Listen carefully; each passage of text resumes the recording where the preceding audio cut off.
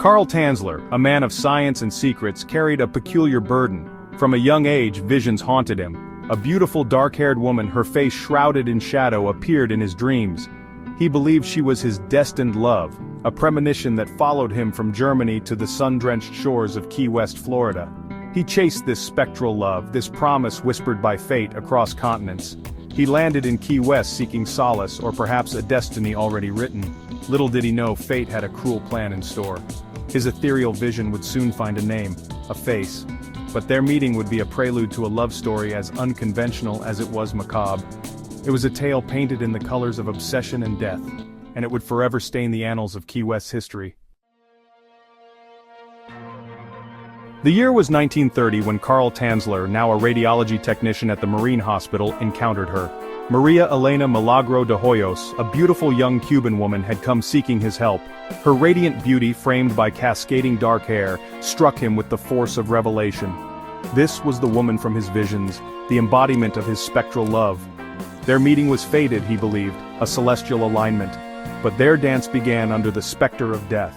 María Elena was dying, her young life ravaged by tuberculosis, a death sentence in those days. Tanzler, with his medical knowledge, was determined to defy fate. He would save his love, even if it meant battling death itself. Tanzler was a man possessed. He showered María Elena with gifts and declarations of love. He dedicated himself to her care, moving her into her parents' home for easier access. He administered experimental treatments, a peculiar mix of conventional and unorthodox methods. He believed he could cure her, his love fueling a desperate hope. He built contraptions, strange machines buzzing with electricity, claiming they held the key to her salvation. But his efforts were in vain. María Elena succumbed to the disease in 1931. The light in her eyes, the spark that had ignited Tanzler's soul, was extinguished. Grief can be a powerful drug. It can warp perceptions, push even the sanest to the brink of madness. Tanzler's grief morphed into an obsession that defied the boundaries of life and death. He couldn't bear the thought of his beloved María Elena being consumed by the earth. So he made a decision, a pact with darkness. Under the cover of night, Tanzler spirited María Elena's body away from her tomb. He brought her back to his makeshift treatment room, now transformed into a macabre workshop. He embalmed her body, a grotesque imitation of preservation, using formaldehyde and homemade concoctions. He replaced her decaying flesh with wax, plaster, and silk cloth, desperately trying to hold on to the fading image of his love. Section 5. Dancing with the Dead. For 7 years Tanzler lived a chilling lie. He dressed María Elena in fine clothes, adorned her with jewelry. He danced with her skeletal frame in the dim light, whispering sweet nothings to a corpse. He filled the hollow cavity of her chest with rags to maintain the illusion of life. He even placed a glass tube in her decaying body, a conduit for his twisted affections. He shared his days and nights with her, trapped in a macabre delusion of companionship.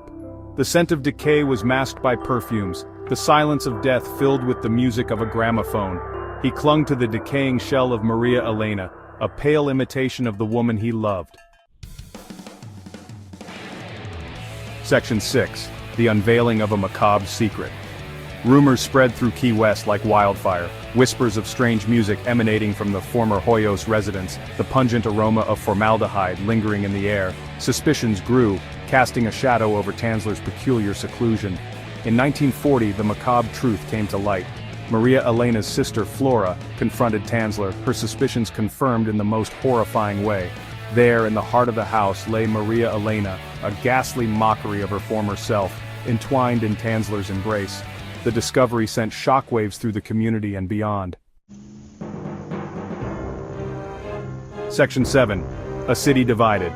The news of Tanzler's macabre love story spread like wildfire, igniting a firestorm of debate.